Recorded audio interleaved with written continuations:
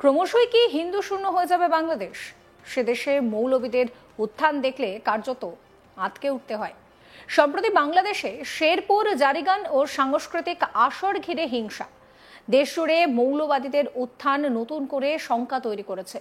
শুক্রবার যেটা দেখা যাচ্ছে, রাতের বেলায় শেরপুরের চরভাবনা গ্রামে জারিগান ও সাংস্কৃতিক আসর বন্ধের দাবি নিয়ে একদল ধর্মীয় নেতা ও তাদের অনুসারীদের সঙ্গে স্থানীয় বাসিন্দাদের সংঘর্ষের খবর সামনে এসেছে। ঘটনায় মাদ্রাসা বন্ধ ও অংশগ্রহণকারীদের বিরুদ্ধে সড়ক অবরোধ সহ বিভিন্ন নিষেধাজ্ঞা আরোপের অভিযোগ উঠেছে। এই সংক্রান্ত বেশ কিছু ভিডিও সোশ্যাল মিডিয়ায় ভাইরাল, দেখুন।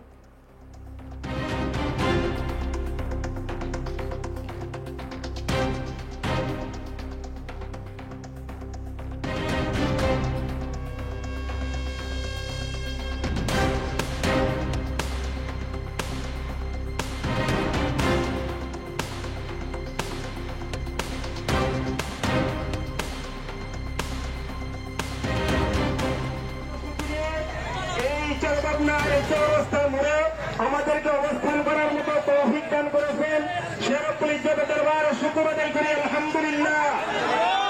আল্লাহ রাব্বুল আলামিন আমাদেরকে মহান এক দায়িত্ব নিয়ে, মহান এক কর্মসূচি নিয়ে এই চরভাবনা এই চৌরাস্তা মোড়ে আমাদেরকে অবস্থান করার মতো তৌফিক দান করেছেন শেরপুর পুলিশ দরবার শুকর আদায় করি আলহামদুলিল্লাহ। আল্লাহ রাব্বুল আলামিন আমাদেরকে মহান এক দায়িত্ব নিয়ে, মহান এক কর্মসূচি নিয়ে। স্থানীয়রা বলছেন যে অনুষ্ঠান চলার সময় একদল হুজুর ও তাদের সমর্থক আসরে ঢুকে বাধা দেয় এবং পরে শামিয়ানা ভাঙচুর ও আগুন লাগানোর মতন ঘটনা ঘটে। পরে ওই সংগঠন মাদ্রাসা বন্ধ রেখে গ্রামকে বয়কট করে। কিছু ক্লিপ ও পোস্টে দেখা যায় বড় সংখ্যায় মানুষ মিছিল করছে এবং সড়ক অবরোধ করা হয়েছে। এই কট্টরপন্থী আচরণে এলাকার জনগণের মধ্যে ভয় আর আক্ষেপ ছড়িয়ে পড়েছে। স্থানীয় জনপ্রতিনিধি ও নাগরিকরা অভিযোগ করেছেন, নির্বাচিত প্রতিনিধি হিসেবে তারা নিজেরাও নিরাপত্তাহীনতার শিকার। এক ইউপি সদস্য বলছেন তিনি আলেমদের সঙ্গে থাকতে বাধ্যবোধ করছেন। পক্ষান্তরে পুলিশ ও প্রশাসন বলছে পরিস্থিতি অনেকাংশেই নিয়ন্ত্রণে আনা হয়েছে এবং এই বিষয়ে এখনো লিখিত অভিযোগ পাওয়া যায়নি। তবে গ্রামবাসীরা পুলিশের কাছে ভরসা না করে সংবাদ মাধ্যম এবং সোশ্যাল মিডিয়া প্ল্যাটফর্মের সাহায্য চাইছেন। ভিডিওতে প্রদর্শিত অবরোধ ও উত্তেজনা সম্পর্কিত খবরগুলো প্রকাশিত হলেও অনেক বাসিন্দা থানা হ্যান্ডেলিং নিয়ে অনীহা প্রকাশ করেছেন। ঘটনাটি যে বিচ্ছিন্ন নয় এমন অভিযোগ এলাকায় নতুন নয়। স্থানীয়দের একাংশের দাবি, গত কয়েক বছরে একই ধরনের চাপ ও সাংস্কৃতিক অনুষ্ঠান প্রতিহত করার অপচেষ্টা লক্ষণীয়। এই ধরনের কার্যকলাপকে অনেকেই সাংস্কৃতিক সন্ত্রাস হিসেবে আখ্যা দিয়েছেন এবং প্রশ্ন তুলেছেন, সংবিধান কি কয়েকটি গোষ্ঠীকে এইভাবে আচরণ করার অধিকার দেয়? সংবিধানে নিশ্চিত করা হয়েছে বাক স্বাধীনতা ও সাংস্কৃতিক স্বাধীনতা।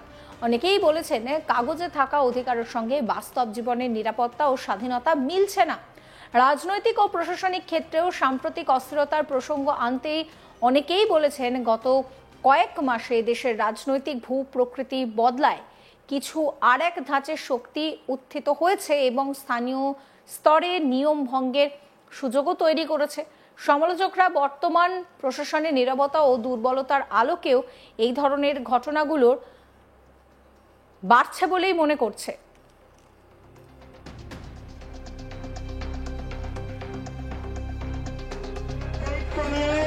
মহান এক কর্মসূচি নিয়ে এই চরভাবনা এই চৌরাস্তা মোড়ে আমাদেরকে অবস্থান করার মতো তৌফিক দান করেছেন শেরপুর পুলিশ দরবার শুকর আদায় করি আলহামদুলিল্লাহ। আল্লাহ রাব্বুল আলামিন আমাদেরকে মহান এক দায়িত্ব নিয়ে, মহান এক কর্মসূচি নিয়ে এই চরভাবনা এই চৌরাস্তা মোড়ে আমাদেরকে অবস্থান করার মতো তৌফিক দান করেছেন শেরপুর পুলিশ দরবার শুকর আদায় করি আলহামদুলিল্লাহ। আপনাদেরকে শোনাবো হাফিজ রাশেদুল ইসলাম কি বলছেন। আমাদের গণসংযোগে বিএনপির পক্ষ থেকে যে হামলা করা হয়েছে সেই হামলার প্রেক্ষিতে অভিযোগ দায়ের করতে গিয়েছিলাম। আমরা যখন জুমা নামাজ শেষে ডাকপাড়ায় ঢুকছিলাম বাইক আমাদের বহন নিয়ে, তখন আমাদের উপর অতর্কিত হামলা চালায়। তবে হামলার শুরুটা হামলা আকারে ছিল না, প্রাথমিকভাবে বাধা দিচ্ছিল যে তারা আমাদেরকে এই ইউনিয়নে কোনো জায়গায় কোনো গণসংযোগ করতে দিবে না, বিশেষ করে ওই দিক দিয়ে ওই রাস্তা দিয়ে আমাদেরকে ঢুকতে দিবে না। জামাত ইসলামের কোনো কার্যক্রম এই রাস্তার ভিতর দিয়ে হবে না, এই দিক দিয়ে এই এলাকায় মহল্লায় হবে না, এরকম একটি দৃষ্টিভঙ্গি শুরুতে আমাদেরকে বলে। তা আমরা তাদেরকে প্রাথমিকভাবে বোঝানোর চেষ্টা করলেও কোনোভাবেই তারা মানছে না এবং আমরা সামনের দিকে যেতেই চাই, এবং এমত অবস্থায় তখন তারা লাঠি সোঁটা নিয়ে আসে এবং আমাদের উপর অতর্কিত হামলা করে। অভিযোগ ও আতঙ্ক দূর করার জন্য স্থানীয় রাজনৈতিক ও সামাজিক নেতারা প্রশাসনকে দ্রুত তদন্ত করে অভিযুক্তদের বিরুদ্ধে আইনানুগ ব্যবস্থা নিতে বলেছেন। মানবাধিকার এবং সাংস্কৃতিক কর্মকাণ্ডের স্বাধীনতা বজায় রাখতে সাংবাদিক, সাহিত্যিক, সিভিল সোসাইটি বিভিন্ন স্তরে কণ্ঠ ওঠাতে শুরু করেছে। এই নিয়ে কি বলছেন বাবু সিদ্দিকী, শোনাবো। আজকে জুমার নামাজের শেষে সর্বকিমারি ডাকপাড়া এলাকায় তাদের পথসভা ছিল। এই পথসভায় তাদের পূর্ব পরিকল্পিত ভাবে তারা আজকে একটি পথসভায় লাঠি সোঁটা সহ ওই জায়গায় স্থানীয় কিছু ব্রিটিশ সরকারের আওয়ামী লীগের লোকজনের সাথে আঘাত করে যোগাযোগ করে তারা ওই এলাকায় যায় এবং ওই জায়গায় সাধারণ মানুষ এবং মহিলা সহ তাদেরকে প্রতিহত করে। তিনি একজন কিছুক্ষণ আগে একটা সাংবাদিক সম্মেলন করেছে, সে জায়গায় উনি নিজেই বলেছে প্রথমে কেউ আক্রান্ত ভাবে ছিল না, তাদেরকে বাধা দেওয়া হচ্ছিল। তার কথায় স্পষ্ট বোঝা যায় তাদেরকে কেউ বাধা দেয় নাই, তারা নিজেরাই লাঠি সোঁটা নিয়ে ব্রিটিশ সরকারের কিছু লোকজন নিয়ে ওই জায়গায় ঢোকার চেষ্টা করে। আপনাদেরকে শোনাবো অ্যাডভোকেট সিরাজুল ইসলাম কি বলছেন।